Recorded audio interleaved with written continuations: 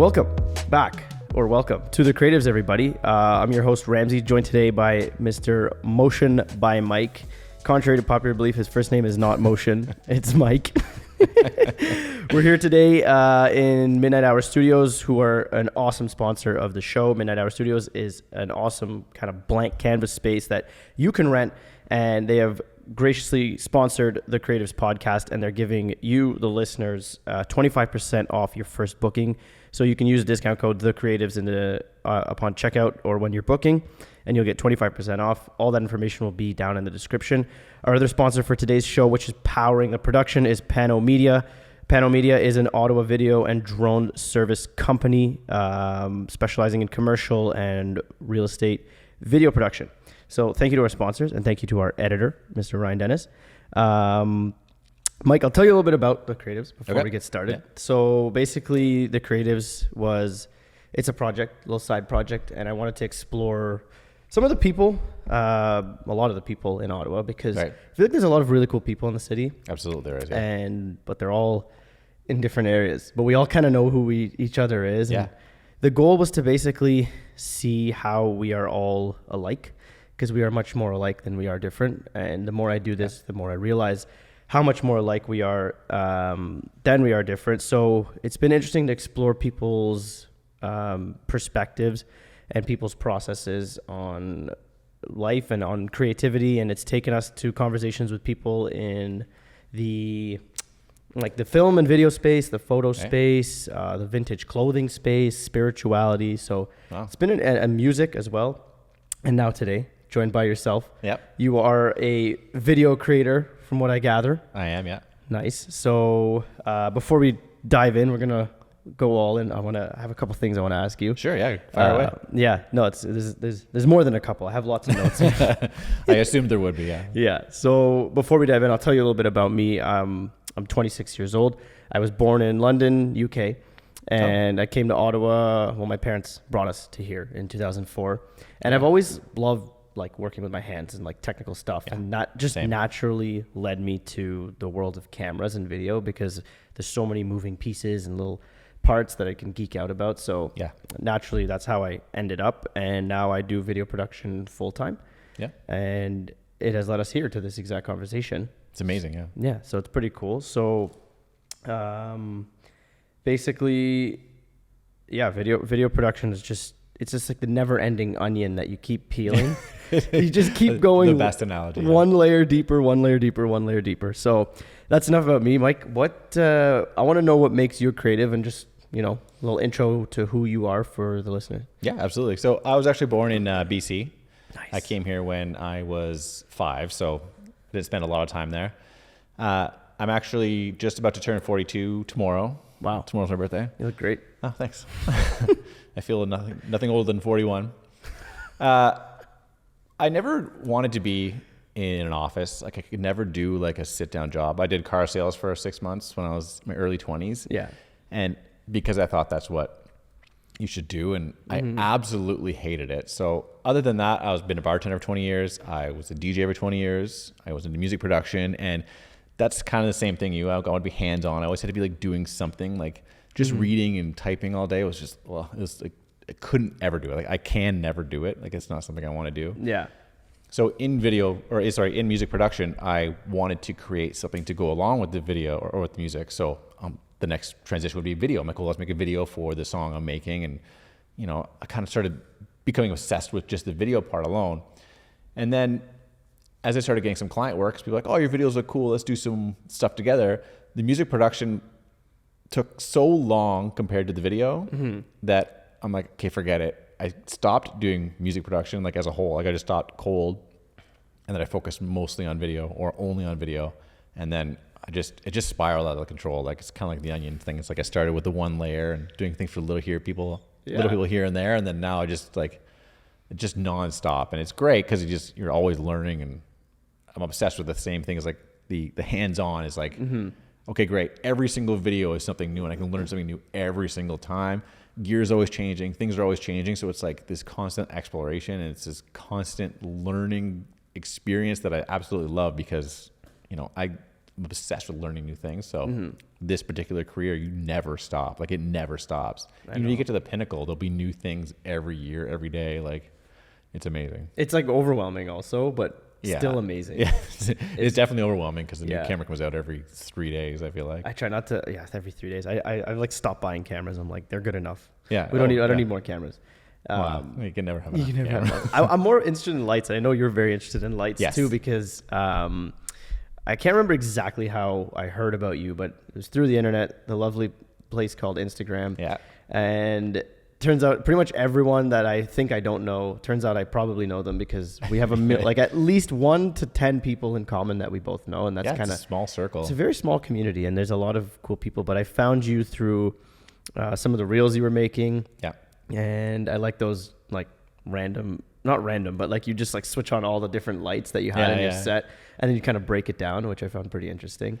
Yeah, those are more to test for myself, right? Yeah. And at one point I realized I'm doing this, I'm setting it up, I'm recording a video so I can see what it looks like for my client the next day, for example. Okay. And I realized, why wouldn't I use this opportunity and do 2 birds, 1 stone? So I always like to test the day before. So it's like set up my equipment, make sure everything works, make sure I get the look I want for that client the next day, and then I'll record a reel the same day. Yeah. Because I'm like, okay, why wouldn't I use this opportunity? And that's why I started doing the reels in the first place. And I kind of just gave up that mentality where it's like, it's not good enough. I'm like, this is exactly what I'm going to do for someone tomorrow. So why wouldn't I do it for myself? Yeah. It's always that extra bit of time commitment that like deters me. Yeah. Because you're like, oh, this is going to add an hour, or this is going to add 30 minutes. And then it just deters me, and then the idea just dissipates. But I agree, yeah. I know you mentioned one of your YouTube videos, like one of your recent videos, how you were just talking about the setup, similar to what you just said, how you're just like, screw it, I'm just going to film it. Like, yeah. I'm just going to do it. Like, it's really doesn't matter. You were holding the mic in your hand. Like, it wasn't even over the top, but it was informative and it was good. Like, how, did you struggle to get to that point? Like, were you always doubting yourself? I struggle all the time. Okay. Like it's the dumbest hurdle. And I look at some YouTube videos that have like millions of views, and they're, in my opinion, not great at all. Yeah. Right. But they have a message. The person was brave enough to get out there and get it done and just put it out there.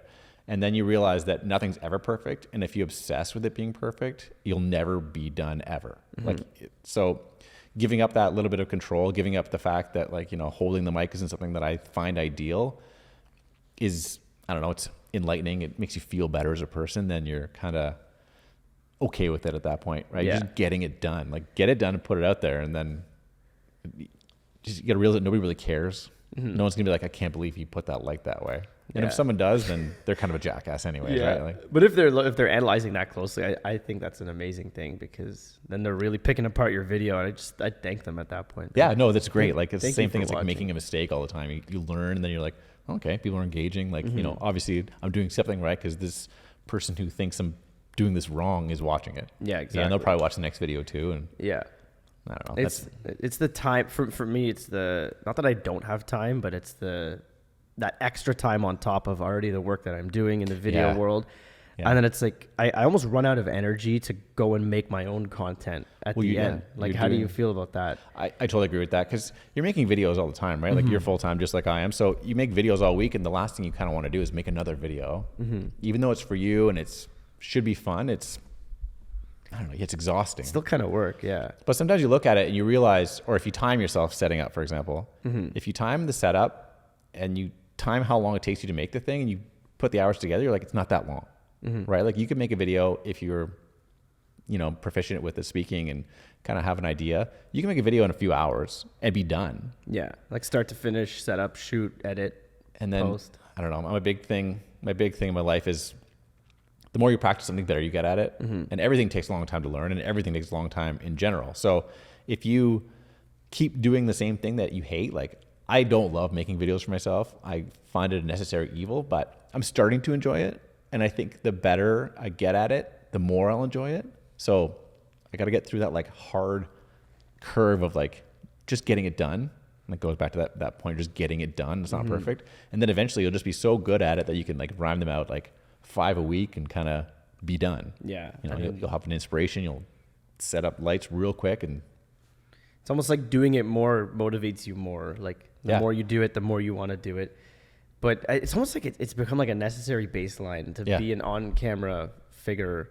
not like just to exist digitally in the video space Yeah. puts you at an advantage. Not that it's necessary, but it definitely puts you at an advantage when you are, you know, that multi-dimensional. Well, you look at what you do for your clients, right? Like you look at some clients and they want to do like, say they'll do batch reels or batch videos, and they'll make a whole bunch of videos at once. And a lot of the stuff's like just kind of, you know, regular run of the mill, nothing spectacular reels, but they're just constantly reminding their clients that they exist so that when those clients need to call on them, they're top of mind. Yeah. Right. So they're like, okay, well, I'm going to get this realtor because I see their videos every day and I forgot about everybody else. Yeah. You know, they might forget like a family member is a realtor because now these people are like in your face all the time. They're like, okay, well, obviously they're professional because they're doing it all the time. Yeah. Right. And that's like what we should be doing because they're like, hey, I remind you that I do video all the time. Like, look at me, look at me, look at me.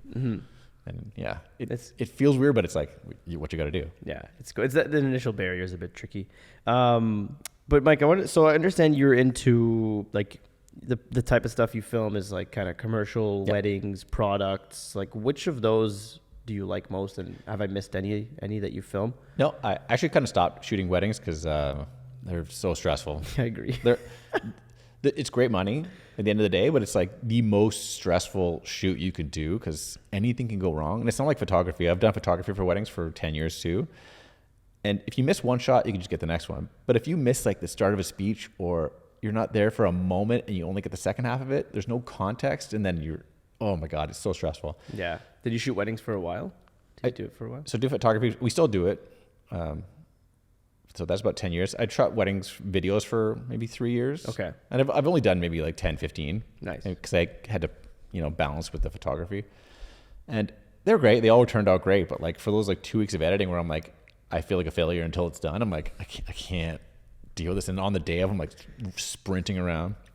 So with that being said, I do like the commercial stuff better. Okay. There's a little more of a plan. You can like take the time to set it up to look better. Like you can do the lighting right. Like you can do scene to scene. Like I like that better. I also like thinking on my feet. So I like the commercial video with a good general idea, and then I can just fly through it. Nice. Right. So some realtors that I work with, they do like fun kind of commercial concept videos as opposed to like listing videos. It's still a listing video in the back end, but it's more creative. Right. And I love working with those clients because they usually have a great idea. They come up with the idea.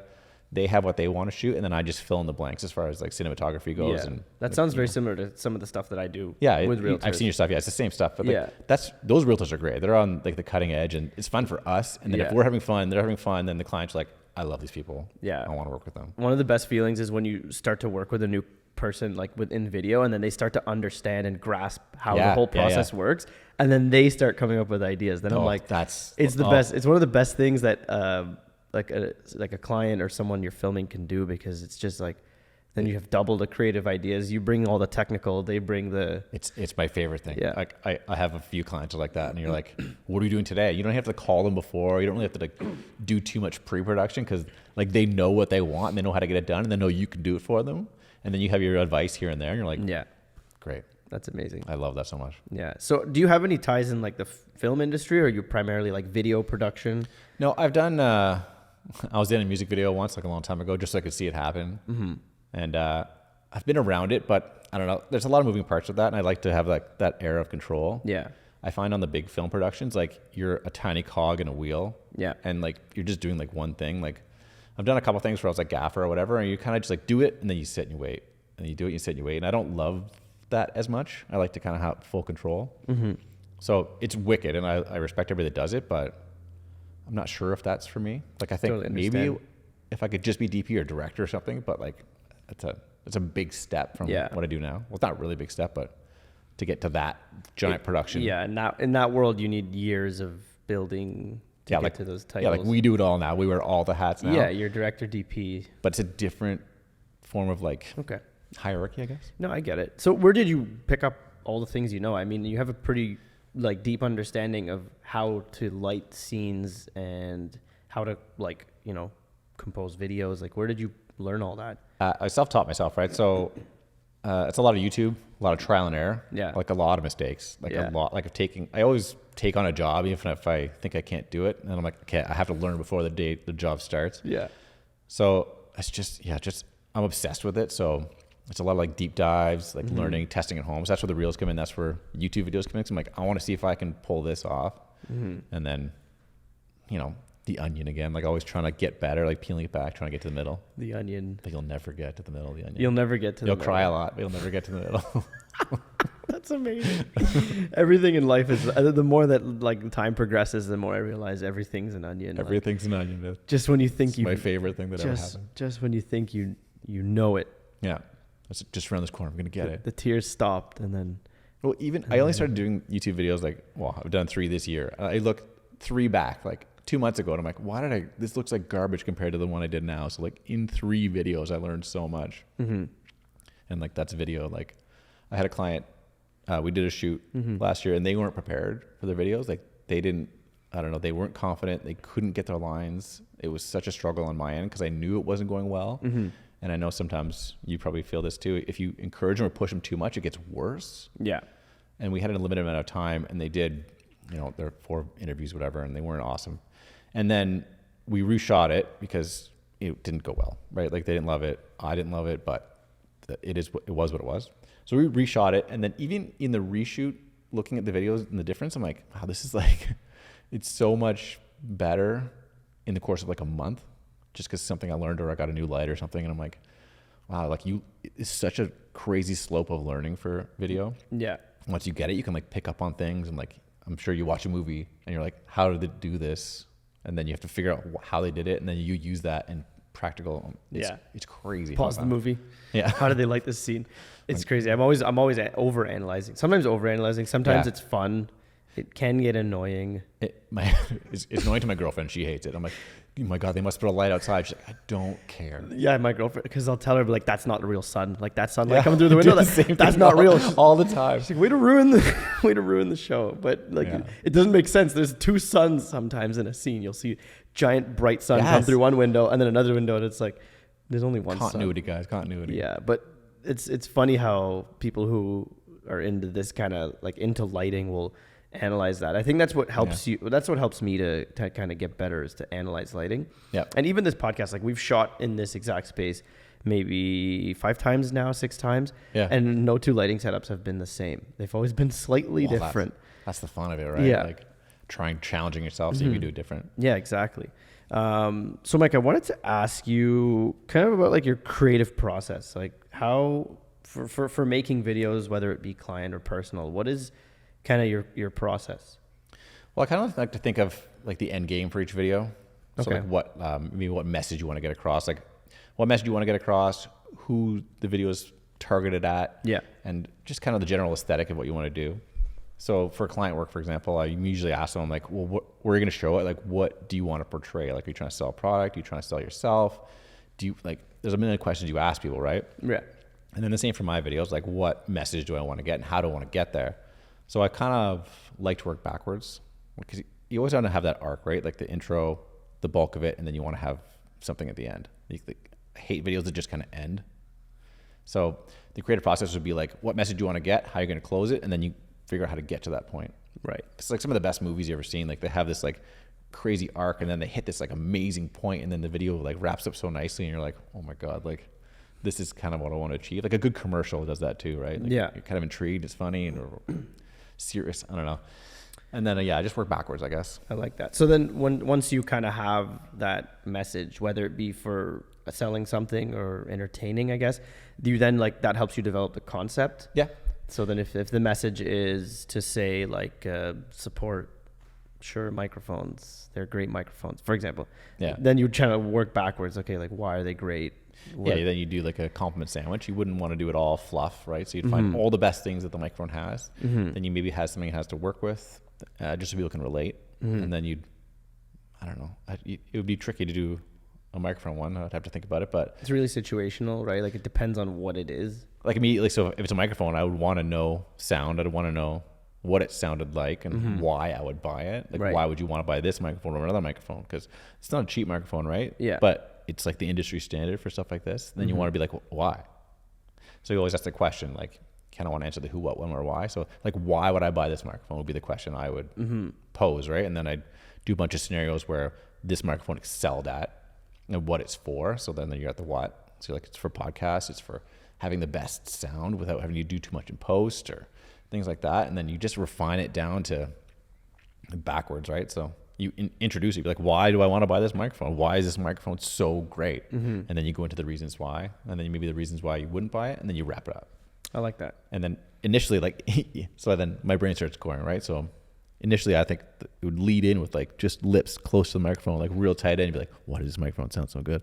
And then people are intrigued, you're like, all right, this guy's got me, kind of thing. And Yeah. you got that hook, and it goes back to like music production, I guess. You get the hook, then you get the meat of it, and then kind of goes away for a minute, then it comes back strong, and then it ends. Do you find that your like roots in music production help you with video? I found it helped me a lot with editing. Yeah. Because editing a video and editing a song or composing a song is the same. Like, kind of introduction, you get the bulk of it, and then you have something that takes you away for a second, then you come right back, and then the video should end. And it's the exact same as music production. Even like the editing, like laying it out, and like the timeline is the same. Yeah. And it was like, I was like, I understand this immediately, so it picked it up like right away. Yeah. Plus, I imagine it helps you just like when you're selecting music for videos, because you have a better sense of what matches what you're filming or what you're like what's on screen, right? Yeah, and I find too a lot of people don't use the song to their advantage. So there'll be parts of the song where it kind of goes up and down, like it's a song, right? But if you have certain parts of the video hitting in the right point in the song, it really exemplifies or really amplifies parts of your video and makes your video way better on like a subconscious level, because then everything's like syncing up and hitting. Like for real estate, for example, if you're using like speed ramps or something like that, if you hit a speed ramp when the note hits, then you're kind of entering that room and you feel like you're entering the room, as opposed to like if it just goes whenever and it's like the standard real estate terrible YouTube song and it's just like, you know, guitar and whatever. I know I can like picture that song. Drives me insane. That's when I started filming real estate. That was like my recipe. Yeah. It's like corporate, business, artlist, like it categories. Works. And like it's like the same song, just like played slightly differently. Oh, I've done work with realtors who just use the same song for everything. They have one song and it's always like it's a trademark, but I'm like, don't. No, I can't. I like to use some songs, like if it's an ongoing series, I'll use the same intro, outro piece. Definitely. Like for this podcast, we have an intro, outro song that we use. Something like that, yeah. But every house is different. Like for realtor stuff, like if it's a big exciting condo in the top, like it looks sick, you want like better music than like a country guitar for a country house kind of thing. Do you enjoy shooting real estate, like shooting homes? I do and I don't. I like it because it's pretty quick and easy, and I only do it for a couple clients because I don't want to get like immersed in it, but I like it because it's usually quick and easy, and it's like a straightforward kind of thing, and then you just get better and better and better at it. I like it for that, and I like seeing houses. I like seeing different properties and things because I don't know, I like to do that in general, so getting paid to do it is great. I agree. But then I don't like it because realtors call you like 24/7. Like it'd be 11 o'clock at night, they're like, can you shoot tomorrow? I'm like, no, I'm a human being and I'm in bed, so no. I shoot tomorrow and I need it done in the same day. It's such a quick turnaround, which I love. Like I like getting it done, but I also hate getting calls on Sunday mornings and you know, I agree. Monday late at night. It is cool entering different homes, and you know I've shot several hundred homes in the last couple of years.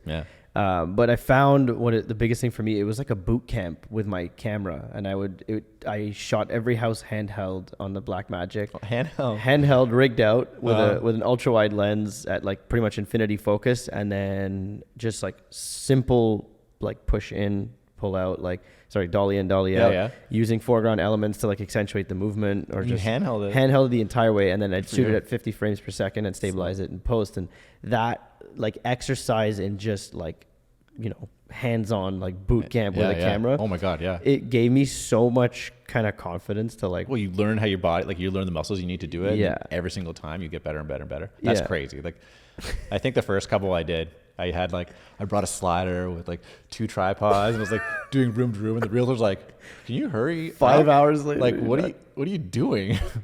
And then I got a gimbal, and then I realized I could do everything in like 20 minutes. And real estate is nice because they don't care really. They don't ask too much for edits. They don't ask for anything. They're like, great, I don't care. Like as long as it's done, this video's gonna be off in a week anyways. Like that's the nice part about it, because there's not a lot of like extra care put into it. Yeah. It's also something I hate, because then you kind of mess it up and you're like, well, I don't care. And then you feel bad as a person. And the house is mad at you. Yeah. The house knows you messed it up. That's cool though. I've definitely gone in like to film an apartment building with like a full Dana dolly with 6-foot pipes, and it was a nightmare. Like it was more of a commercial, and we had a bit more of a budget. So I was like, yeah, we're getting a dolly. The next shoot, I literally put the camera on a gimbal, and I was like, we're not getting a dolly again for this. This is too ridiculous. It serves a purpose. Like some real estate deserves that. Like right. Look at like Ryan Serhant. You know who that is? Yes, of course. And you kind of look like him a little bit. Just a little. I'll take it. But you look at Cody Boone, that's the guy who does his videos, and he's got like a Komodo, and he uses Blackmagic too, but he's got the same thing. He's got a fully rigged out Blackmagic, and he's like setting it up with like a full team, and they're doing like a listing video. But these things are selling for like $50 million, so he's probably getting paid justifiably to do it. Right. I see that, the reasoning there. Mm-hmm. But yeah, for regular, that's why I do handheld, because I find even the gimbal was too much setup for me. I like whip the camera out of the bag pretty much already rigged out. Yeah. Slap a battery and a monitor on it, and I could film a house in like 20 minutes, 25 minutes. See, I love handheld. I'll say handheld unless somebody specifically asks for a gimbal. Yeah. Real estate, I feel like a lot of stuff, like the way I shoot, need the gimbal. Right. And they want it, and like I always bring it. I always use it. But unless someone asks for it, I never bring it. I love a handheld looks so much better, and you can do more with it. Mm-hmm. I find get down low real quick and get creative real quick. Yeah, man, that's cool. So I want to ask you, Mike, what are some things that you find challenging, or things that you're challenged by, like, and you're constantly trying to improve them or still trying to figure it out?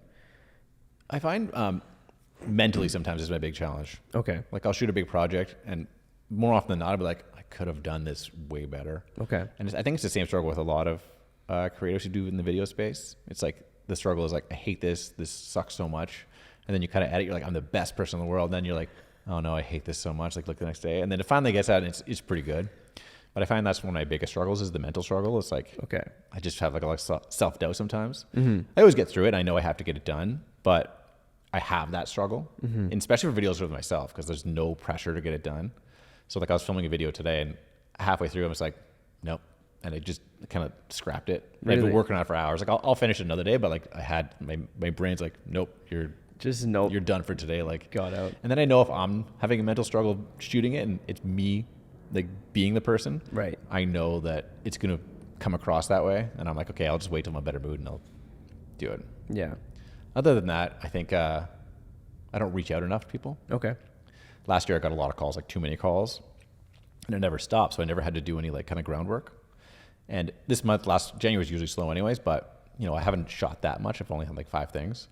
And in my mind, I'm like, oh my God, that's it. Like you're done now. Like this is the end of your career. I know it's a slow month and I know it, but I'm like, okay, you got to start reaching out. And I think reaching out is something that you should do. Like stuff like this is reaching out to me. Right. Like just communicating with people, like is one of the biggest things you can do. And I think I just need to do more of that. Yeah. More networking, I guess, would be the thing. Yeah, that's cool. The mental struggle and like the self-doubt is challenging because I feel like you're always your biggest critic. You're the biggest obstacle. Yeah. Oh, yeah. So it's interesting to hear that, you're someone who actually goes out on camera, but you still find it challenging. Oh my God. Yeah. Yeah. I feel like that's where you find the limitations of yourself, like mentally, when you start getting uncomfortable and putting yourself in those situations, and you're like, oh crap, I don't like this. And well, that's why I do it too. Like I know if I'm uncomfortable, I know that there's progress to be made. Right. Because I know that's an area of my life or my mentality that I'm not great at. Mm-hmm. And I know that if it's hard, it's worth doing. Yeah. Right. So it's like, say, going to the gym, for example. Absolutely. You start going to the gym and it sucks. Like it's painful to go, like literally painful to go. And it takes a few weeks to get into it, but then you start getting better at it, and then you start loving it. And then it's like, you're a pro at it, and you can go like 6 days a week and you feel great. Yeah. Right. I feel like that's the same kind of mentality you can transfer to anything. And I know that making videos for myself, and I know that struggling through it is going to get better eventually. Mm-hmm. And then when it does get better, I'll feel great. And I feel like I accomplished something. More so the mental hurdle rather than like getting a bunch of videos out there. It's like, now I know I can do it. And I have that like extra skill set or confidence that I didn't have before. Mm-hmm. Nice. Yeah, no, I feel that. It's the boot camp. That's exactly the repetitions of doing it. That's what makes it easier. What was I gonna say? So in those situations where like your creative energy is low, or you're not, like you're having those kind of mental struggles or blocks, like what do you do? Do you have any methods to recharge your batteries? I think the biggest thing to do is accept that you're going to have bad days. Okay. You accept that sometimes things aren't going to go your way, and you don't have to always be on. Mm-hmm. So I find when I'm having a mental block or I'm having not the best day, I'll do something peripheral to it. Okay. So I'll clean the house. I'll do all the laundry I have to do. I'll clean my gear. I'll clean the studio. I'll clean just in general, because then I know that when my headspace gets better, all that back end stuff's done. And then I feel great that I didn't write the day off.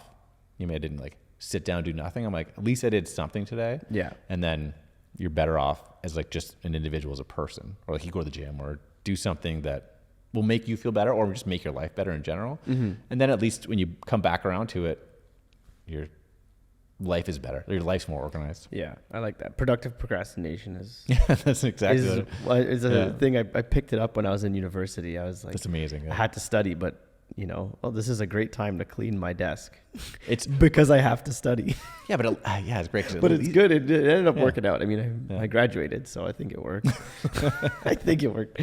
Graduated and ran right into making videos for a living. What did you take? Economics. Does it help you with your video? It helps me with the business side of everything. So learning about taxation and finances helped me to wrap my head around owning like an incorporated business and then operating and transacting and communicating. And I picked up a lot of writing skills when I was in university. But nice. I really, in terms of like if I were to go work in that field, I don't really know. I have a lot to learn. I would have a lot to learn for sure. That's great though. That's great. That's a great thing about this business is there's always a lot to learn. Yeah. Especially as like an owner operator. Right. You have to learn everything. Like I remember 3 years ago when I paid my taxes for the first time after doing like full-time video, I'm like, what? You want all the money? Okay. You take all the money I made. Thanks. It hurt. I remember that first year. Here's all the HST I collected and here's income tax. It's so weird. You have money in the bank now. You're like, this is not my money. Mm-hmm. Yeah. It shows in my account and it looks cool. Yeah. But it's not my money. I'm just holding on to it for the government. Yeah. Guys, thanks for nothing.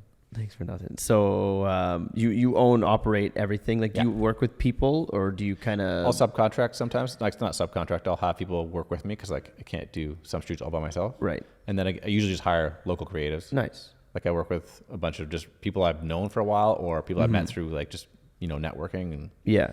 I love doing that because it's like you're helping somebody else out, then you get to meet them and then you're developing this like relationship with them. And then once in a while they'll call you to help and then that's awesome. Yeah, I know. It's awesome. There's a lot of cool people and everyone has like everyone brings something unique to the table. Yeah. So I think, I don't know, I always imagine like one day having every single podcast guest that I've had in this space so we can all meet each other. It's an amazing idea. Yeah. Well, especially in the video space, there's a very small network of people, especially like at the caliber, once you just pass like kind of hobbyists, and you get to the caliber where you have clients, stuff like that. There's not a ton of people in the city that could do it. No. There's a million photographers, like especially wedding photographers. There's like, I swear to God, 5,000 photographers in the city. But when it comes to video, just because the investment is so much higher, it's such a small circle. Like just the investment, even the gear here is like more than most people want to spend. Yeah. Right? Like you're a business owner, so obviously you spend more and you need it for your business. But a lot of people that do video like on the side, they can't afford all this stuff and they don't know where to put it and they don't know how to use it. It's terrifying. Like you're spending tens of thousands of dollars on equipment. But the amazing thing is these cameras, once they're paid off and these lights, once they're paid off, they just generate endless revenue until they stop working. That's why I invested in a cinema camera to begin with because Canon had like 0% financing for a bit. And I priced out the C200 at the time, which was a $10,000 camera or $8,000 to change, like $10,000 with tax and batteries and whatever. And I was like, that's crazy. I'm never going to afford one of those. And then I priced it out. It was $300 a month for 3 years to finance 0%. And I'm like, I can make $300 a month with this camera, like no problem. And then I own it at the end. So I'm like, okay, this is a no-brainer. And then I kind of got the value of purchasing high-end gear because especially in the video space, like if you have really good equipment and people look really good, you know how to use it, it'll pay itself back. Yeah. And I find it makes your life easier. Like as a creator, 100%. When you have these like video cameras that can just have like beautiful looking footage that doesn't need a whole lot of post-production. Yeah. You don't have to fix it in post, which is the greatest thing ever. Fix it in pre always, if you can. Well, there's nothing better than shooting it and lighting it properly and then getting back and be like tiny tweaks, but like the bulk of it is done. Yeah. Right. I just have to put this puzzle together, and then Yeah. that's great. That's why commercial I like, because it's a lot of setup, it's a lot of pre-production, and then you shoot it and it's awesome. It looks great. And you get home and you're like, I already know what this is supposed to look like because we planned it ahead of time. And then it's tweaking it, you spend time editing it, but it's more like just refining the product that you made beforehand. Yeah, that's cool. I heard once a story or a video was created, like it's written 3 times. It's written in the script, in the shooting, and then in the edit. Oh, that's a good way to put it. So, because it could be, it will vary in each of those stages of production. Yeah, like absolutely. You can write it one way, and then once it's finished, it'll never be exactly as you wrote it because of unforeseen circumstances and just things come up, right? That's like, I started scripting videos for myself. That's like at one point, and I'm like, I hate this, right? Because I just felt robotic. I felt mechanical. So now I just usually have an idea in the back of my head, and I'll do like 5 takes, and then I'm like, okay, that's the one I did. You just roll with it. I roll with it, yeah. Nice. I have a general idea of what I do. Yeah. Mike, I wanted to touch on your fascination with lights. I've seen some of your YouTube videos and the way you kind of break down your lighting setups. Like, can you tell me about how you wound up owning the entire fleet of aperture lights? And well, okay, so cameras are great. Cameras do a specific job, and then the cameras end there. Yeah. A new camera comes out every year, and they all do the same thing, right? They'll be slightly better each year. It's like a new iPhone. It's like slightly better. Yeah. And I saw an end to that. I'm like, well, I can buy cameras to the end of time, but I'm just gonna be doing the same thing. And then I started watching a bunch of videos on different people using lighting, and I started watching movies my whole life. And I'm like, I realized that my productions can get better if the lighting got better. And then lighting is something that you'll literally always need. Like, you're not going to get a camera that can change the way that light hits a person's face. Like, that's never going to be something that happens. So if you can learn to master light, then you can learn to make your productions better without having to buy new cameras all the time. And your cameras can almost get worse if your lighting got better. And then kind of like a light bulb went off, no pun intended, that if I could master lighting or master and learn how light works, then that would be something in my toolkit that a lot of people wouldn't have. Because, when you get into it, you have to buy the camera first. And then that's your baby. That's what you focus on.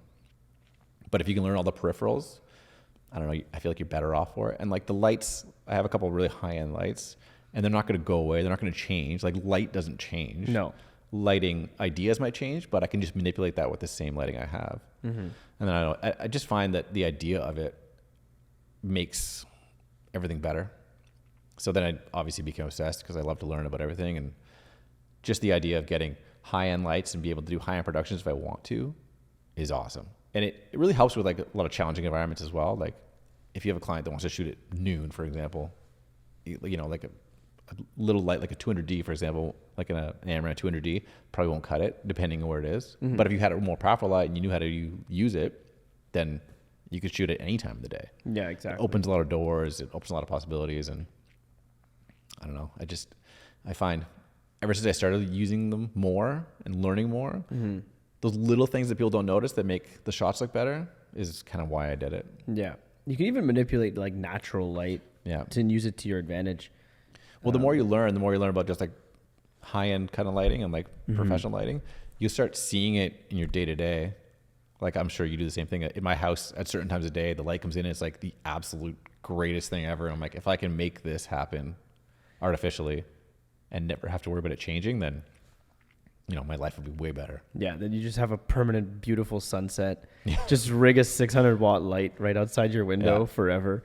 So it's always golden hour. I'm just waiting for it to the day.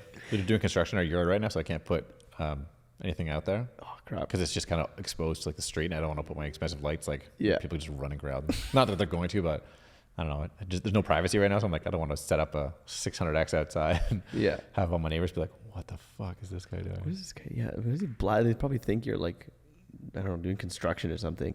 Well, my studio's in the basement, so once in a while all the lights are on, and because there's no fence right now because they're rebuilding the fence, I'm sure people walk by and they're like, what? There's just a blazing light coming out in the middle of the night. Just glowing light out of the basement. That's hilarious, man. The lighting is one thing that it took me a while to wrap my head around, like conceptually what needed to be done. But as time goes on, I realized that most professional lighting scenarios follow the same technique. Like they light from behind. Oh my God, yeah. And they film on the shadow side of the subject, Yep. and it pretty much without miss, every single movie, TV show, they film on the shadow side of the, unless it's like a beauty cosmetic commercial. Well, it gets scary once you get elaborate. Yeah. 'Cause you can like, then you got to like know what you're doing. Like look at Euphoria, for example. Lighting in that is all colorful and it's like a lot. Yeah. And it's like kind of beyond my realm of understanding. Like I know what they did, but I'm like, it just looks so good, but it's complex. And then they're breaking all the rules too. And The I don't know. That's what you want to strive to kind of get like to the point where you're so good at it that your brain starts going above and beyond. You're like, I could do this better. Yeah. I could learn something else. Start breaking rules. That's when you know you've reached a certain layer of the onion, is when you're Taking crazy chances and it's paying off. yeah, you're breaking the rules and it works, and yeah, it's cool. Mike, can you tell me a little bit? I know we spoke a little bit in the beginning. Like, I want to know kind of like origin story of you as an individual. How did you wind up leaving the west coast of Canada, which is probably the nicest part of the country? Well, so I came here when I was 5. Okay, so it wasn't a choice. It wasn't a choice. My dad got a job at a company called Digital, which is out in Canada. Okay. And we decided that was the best course of action. Right. My family actually all lives in BC again now. Nice. So when I was 19, I was like, didn't want to leave my friends. It was like that pinnacle part where I was like kind of finishing high school and like I had all these friends. And I'm like, I'm not moving to BC. Like you're crazy.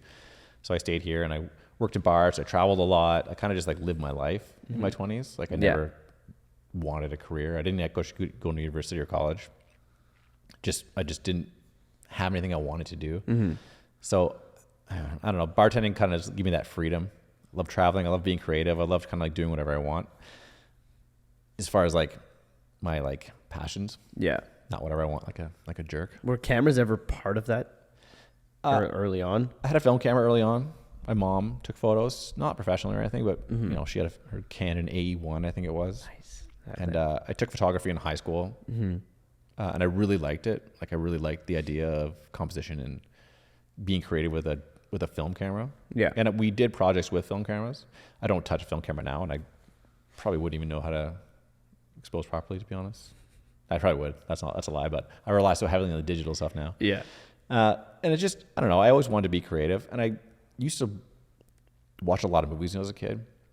We used to take our bikes and go to Blockbuster in the summer, and they had like 3-for-1 movies, and we would just binge movies like daily.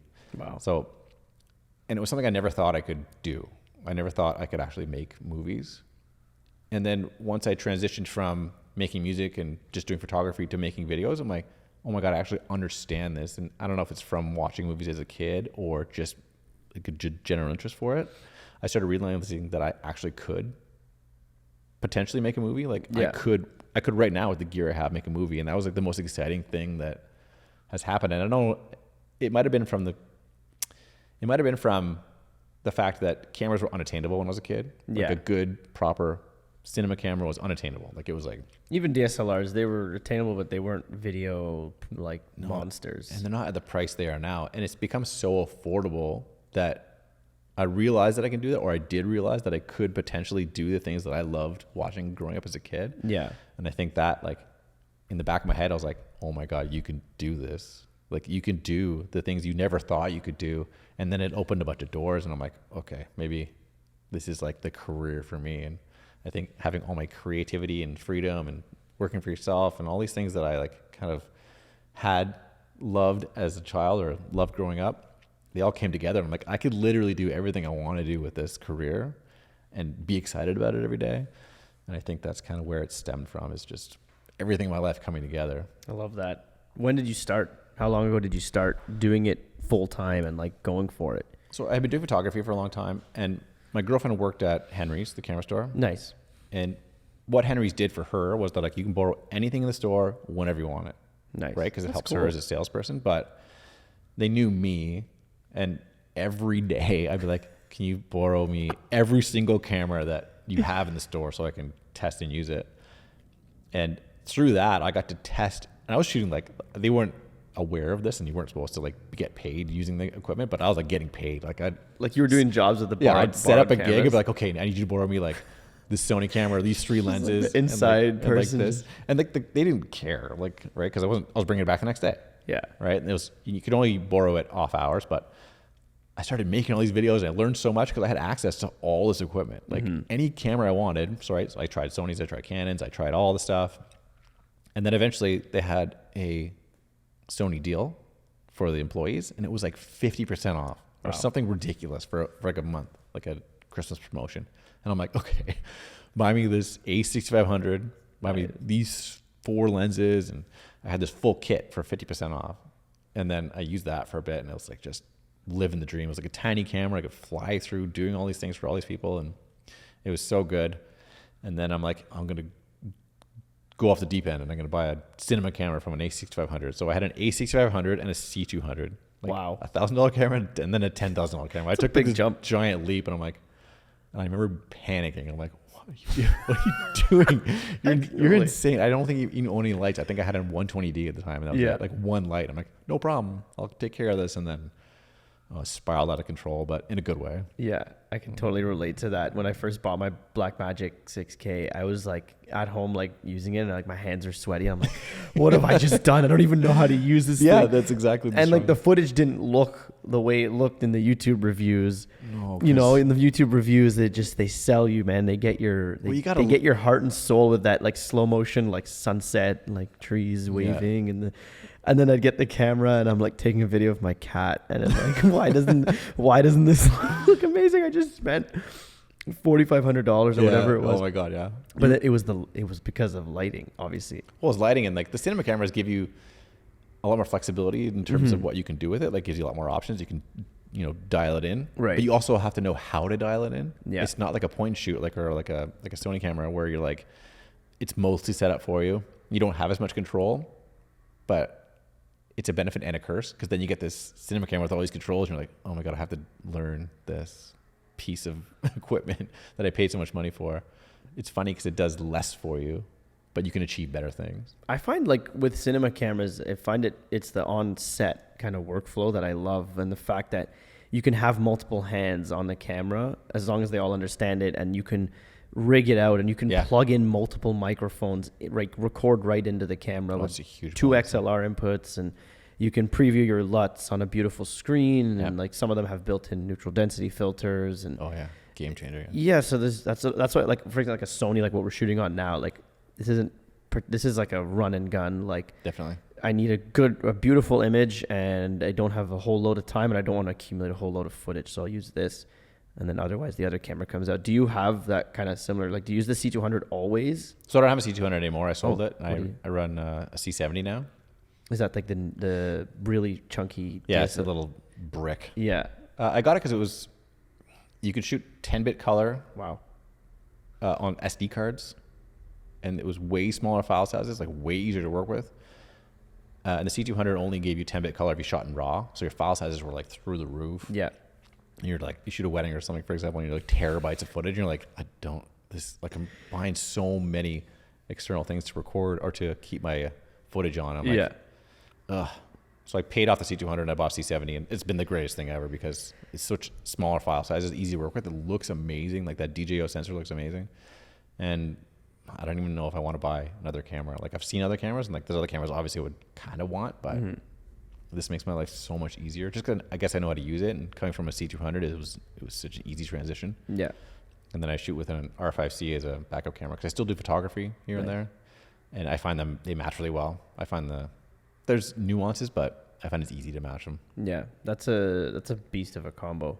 It's I always want to change it because like maybe it can be better, but I'm like it's too good of a combo. They can't the cameras themselves. They just can't get better. Like in the next 5 years, I don't see them getting that much better where it's justified. Like we don't have the bandwidth to send 8K over the internet. 8K is ridiculous. 8K has a purpose. I'm never shooting with it ever. Yeah. 8K I like for the idea that you can shoot a frame, then you can punch in to like 400% and still have a good image. So you're editing in a 4K timeline. That means you get 2 shots per shot. Right. Realistically. But again, you're using 8K footage. This is like unnecessary. Like it doesn't even make sense because everything's usually broadcast in 1080. Exactly. Right. And 1080 cameras have been out forever. 4K is even overkill for the most part. Yeah. And it just, I mean, it comes down to story and like composition at that point. Yeah, I have a lot of people ask me like, what camera should I buy? And I'm like, I always say like, spend 1/3 on the body, 2/3 on the lens, and then buy lights. Always like, that's lights are a great way to look at it. Yeah, lights are super, and like, so the lighting setup we're running here, it's like Amaran. I'm sure you're aware of Amaran's. Amazing. Yeah, it was like Amaran stuff. Aperture's like budget friendly line of lights, and they've been solid. Like you control them off with your phone, and they're so good. It's cool. We're at a point where you really don't need to spend a whole lot of money on some things. You don't have to spend a whole lot of money, and you can still get an amazing result. Yeah, lighting's come really far, really quickly. Same as cameras have come really far, really quickly. Cameras are still pretty expensive, but you can get really good lighting. This Amaran stuff is very affordable as far as lighting goes. Yeah, and you can get so much out of it. Like this is the 200X up here. Yeah. The 300X comparatively that came out years ago, it's like $1,600 still. And the only difference, like the big difference, is like the build quality and like a few DMX things, but you don't need that at all. No. Like when do you put your lights outside in the rain? Like rarely. Never. I mean, I've put a garbage bag on it before. But a garbage bag's like $1, right? Yeah. You're not going to spend an extra $1,200 on a light that can go outside. Yeah, exactly. Mike, this is more of like a fun question here. What, if you could do anything without limitations or constraints, whether it be professional or personal, what would you do? I think I would really, like, it's in the same line, but I think I would really enjoy to be a director, like a big time Hollywood director. With a like, chair like that one over there. I don't know, like I could ever sit in a chair, but showing up on set and being like, having the knowledge of all the moving parts and be like, hey, DP, I want this to be a little, more moody. I want like some negative feel here. I want this here. Like having the control over everybody and like, talking to the actors, like getting all the things in place seems like such an exciting, stressful, but exciting job. Like you're in charge of everything. I kind of like the idea of having the knowledge and then using it to make a full motion picture. It would be like, I don't know, it'd be a dream. I feel like you're not very far from it. I think to be a Hollywood director, I don't know. I feel like Hollywood, cut from a different cloth, but I think it would be fun to be Ottawa-wood director. You could go into a production, and I feel like you could hire a DP and you could hire grips and then be that director on like a small type of crew, like let's say crew of like 3 to 5 people. Yeah, I actually would enjoy that. Yeah. Mm-hmm. So yeah, maybe I could do that. You could. Saying it out loud now seems attainable. Yeah. It's nothing's impossible. I like that. Yeah. When you peel the onion. Just get back to it. The giant onion. Yeah. The giant onion of life. That's funny. Like, where do you see, like, I know in terms of products available, like things are getting a little bit out of hand. Yeah. Where do you and where do you see the future going with video creation and with you and video creation? Do you ever consider the future? Oh yeah. So the big thing right now, obviously, is AI. Yes. And some of the things video-wise in AI, like, I'm like, I really need to learn this because it's going to take over real quick. Yeah. Like you look at some of those things the other day where someone can read a script off camera and then be looking directly at the camera. And it'll move their eyes? Yeah. So it analyzes the face, changes their eyes to be looking at the camera. So they can be reading a script like literally off to the side. Oh my Like God. Reading paper, and the eyes will be dead set at the camera. And this is an Adobe product. This isn't like a weird... That's scary. I didn't even know that was a thing. Yeah, it's wild. And I saw something the other day where it analyzes the person's face and it can change the way their mouth moves to speak a different language in the same scene. So you see, so if you're dubbing over, like dubbing over, it won't look dubbed over. They'll be speaking in Japanese or Spanish or something other than English. So it opens this crazy amount of doors for production, right? Because you can just shoot one production, and be like, we'll fix it later. Like, and we won't even fix it. AI will fix it. We'll be like, hey, look at the camera, and then it will be done. And I'm sure you look at like the deep fakes and like making all the actors look young in the movies now.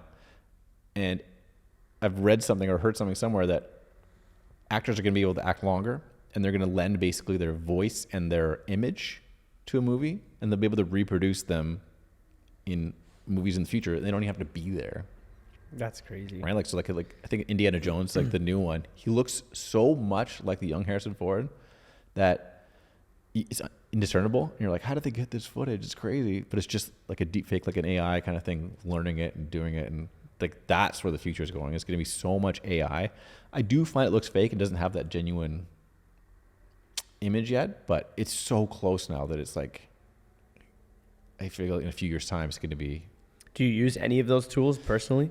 No, I started using the AI, like the chat one, not ChatGPT. I'm using like Right Sonic, I think it's called, just to see what it is. Yeah. Because I always like to see how things go. So if someone ever asks me, I'm like, yep, I totally know it. Mm-hmm. But it's wild.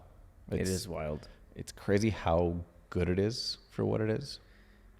And I think it's just like a matter of time before, like it's learning itself, right? It's like not self-aware, but it's like it's teaching itself, and we're teaching it by asking it questions, and it's gonna get real smart real quick, I think. Do you find that, are you on the view that we're gonna lose our jobs, or do you think that's a great thing? There's always that concern. Yeah. I'm always like, okay, all this stuff I always like take a pause. I'm like, okay, don't buy anything else because shit's gonna go crazy, and you're gonna be with all this gear and not be able to use it. Mm-hmm.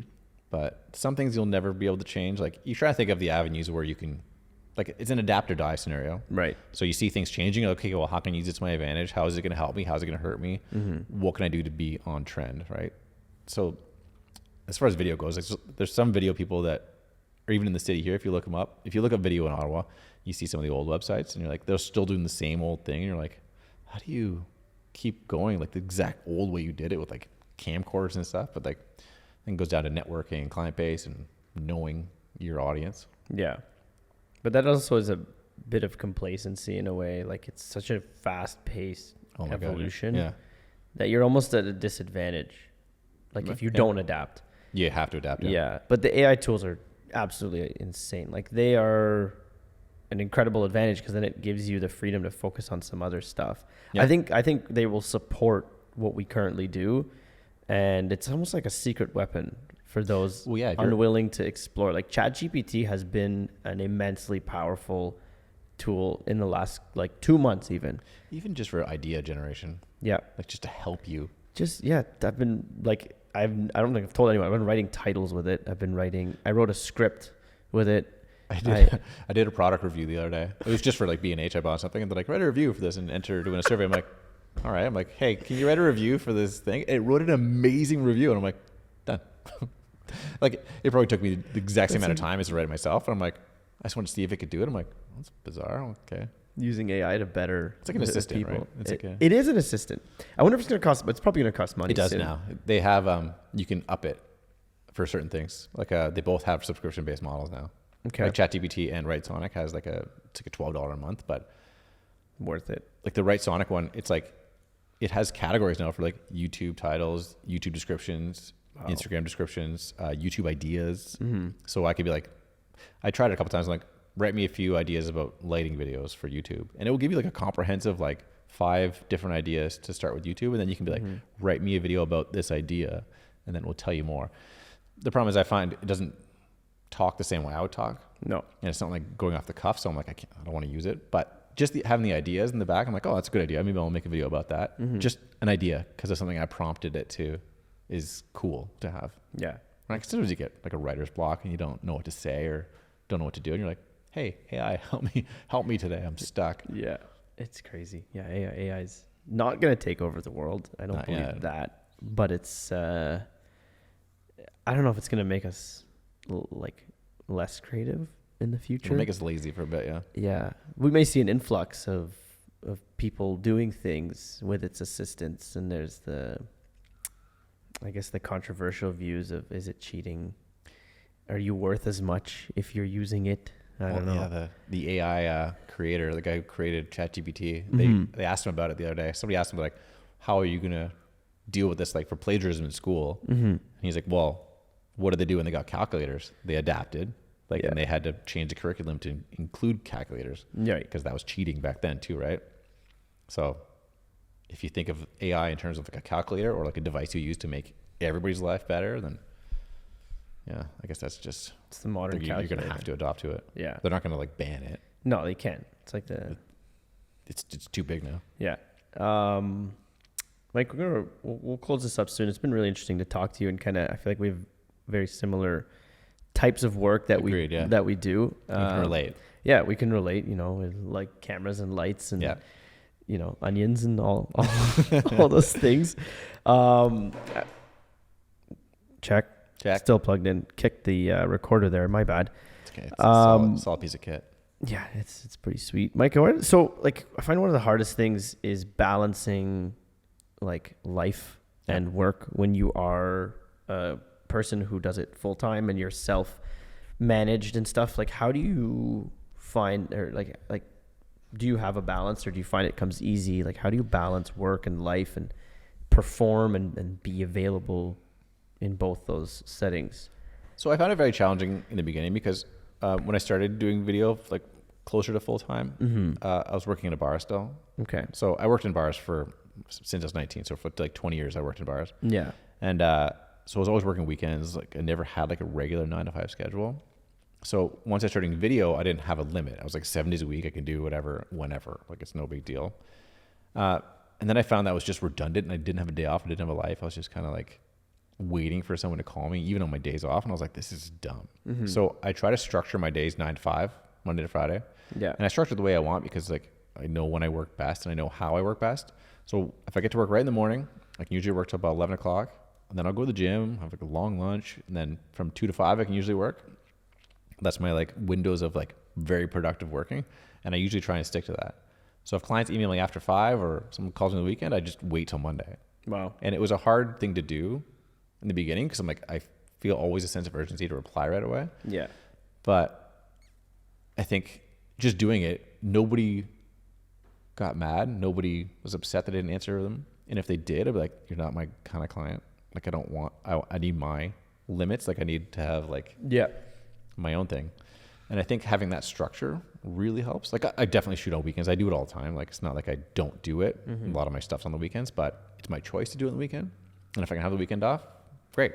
And I think just having that structure really helps me keep it in check. And like sustainable long term, right? Yeah. Like if you have the it seems like you have some pretty like clear boundaries of what you do and don't. Like you could easily pick up your phone and answer an email at 10 p.m. Yeah. But it may not be a good thing.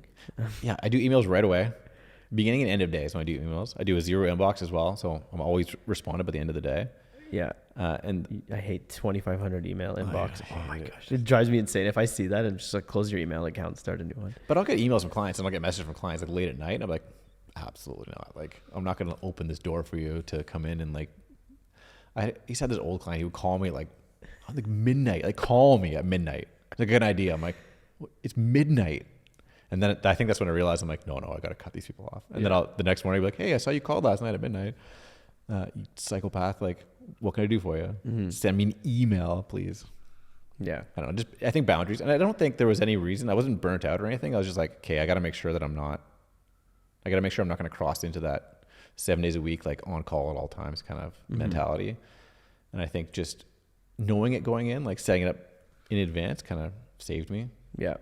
Because like at 5 o'clock now, I'm like, great, I'm done. Like, it's my day. Out. Unless you have something pressing. Well, unless it's a booked in advance or, But even like on the editing side of things, like do you do all of your editing? I do all my editing, usually in the mornings when I edit the best. Nice. Like 7 to 12. Like if I have a small window where I can edit and I know that's the window I have, I'll edit 10 times faster than if I have like all day or, I decide to do it at night. I'm just like kind of doing nothing, like slowly doing it. I forget the term for this, but if you have a short window of time to do something in, your brain and your body's going to force yourself to do it in that time. It's like it's like when people study the night before an exam. Most times those people do really well because they get all that knowledge quickly and that's how they learn. They know that's how they learn. And that's how I edit and that's how I know I can edit well. It's like almost a little bit of urgency in a way. Sense of it forces me to do. Yeah. But I always do my edits right away. Like I never procrastinate or rarely procrastinate. Yeah. I hate when an edit sits in the queue for like longer than 2 weeks or something. Oh, yeah. That's my absolute end. I always tell people usually 2 weeks because then if I have a lot of projects on the go and I know it's going to take me a long time, that gives me that buffer. But I often do it like the next day. Yeah. And then it just sits there. I let it sit. It's good practice. And I keep it there and I'm like, I'll review it one more time. And I'm like, okay, I'll send it. Seems to be working. Yeah, that's great. From what I can tell. Do you have any insights that you could share for anyone listening who, starting out maybe or dabbling or... My biggest thing is to make the mistakes. Make the mistakes yourself because you're going to have to learn how to fix it. Like I've messed up audio, I've messed up white balance, I've messed up exposure, I've messed up all these things like a million times over. Yeah. And sometimes when I do a shoot now and I see it going the wrong way, and I'm like, oh no, like I shouldn't have done it this way. I know from past experience that I can fix it. And I know that if I change it now or do something now, it's going to mess everything up. So I think just the mistakes and having that, like the hard lessons you learn making the mistakes makes you a better person. Mm-hmm. So I think like learn all you can, like obviously shoot it as best you can when you can do it, but take chances, do a lot of your own stuff, like experiment, like practice, and you'll get like so much better that way than just learning somebody else's mistakes, because there's nothing more encouraging than the pit of your stomach being like, you messed this up. And then there's nothing better than fixing it later and learning how to fix it. And you're like, oh, okay, thank God. Like, right. Cause then it's this like thing you'll never forget. Yeah. And sometimes those mistakes are expensive. Oh my God. Like, I mean, I fly drones and I've had several expensive mistakes, but those are the ones that have taught me the most. Yeah. Oh because in your head, you're like, don't crash in that building. Don't crash in that building. You learn, you find the limits. Like I first of all, thank you for that piece of advice. The mistakes, you learn so much from those mistakes. Yeah. There's so much value in a mistake. Like it's crazy. Succeeding is amazing and it's inevitable, but there's more to be learned from messing things up. And you just got to get back up and if you don't make mistakes, you're not doing it right. No. And if you're not learning from your mistakes as well, yeah, there's always something, it's always an opportunity to be. And admitting when you made a mistake too is a big one. Mm-hmm. Like I've definitely had to make a phone call to clients, like, hey, the shoot didn't work out. We're going to have to redo it on my own time. Like I will happily come back and redo this for you. But it didn't work out the way we wanted it to. Mm-hmm. I'll take full responsibility and we'll do it again.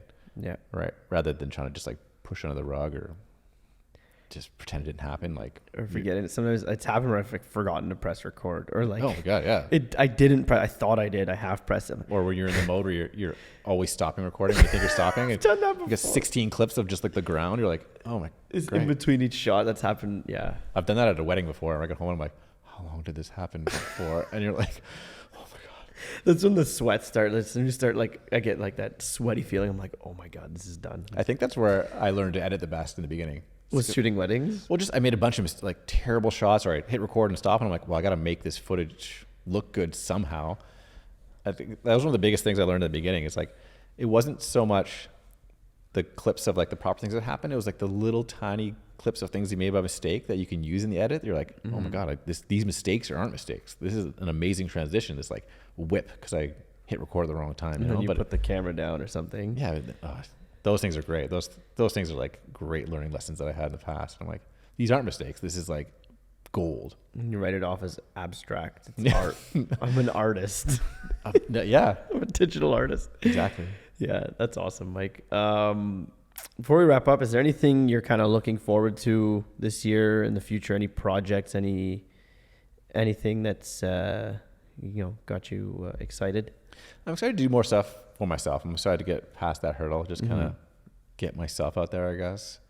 Because, I don't know, sometimes there's not a lot of work, or like a couple weeks where you don't have anything going on. Yeah. It's a weird world, the video world. Like you'll have a million shoots and then you'll have nothing. Right. And that nothing time is like the panic time, is where like you just feel like the world's ending. But if you can fill that time with stuff yourself or do creative things that you're excited about, then you'll never lose, right? Because if the work dries up, but you're still doing creative stuff for yourself and it's doing well, then you're always going to have something fun and awesome to do. And I think that's what I'm looking forward to. It's just kind of getting past that mental struggle and being able to create for myself all the time and do more for me. Yeah.